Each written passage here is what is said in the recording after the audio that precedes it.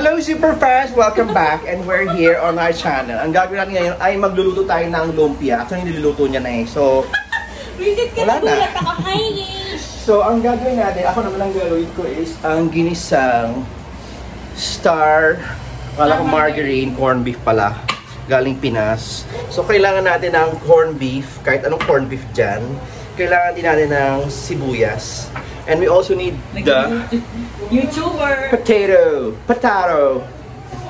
Okay, so I'll be back. I'll just prepare the ingredients. So what we're going to do is we have to dice and slice the onion, and then slice and peel the potato first, and then slice. Okay, I'm coming back in a bit. Bye.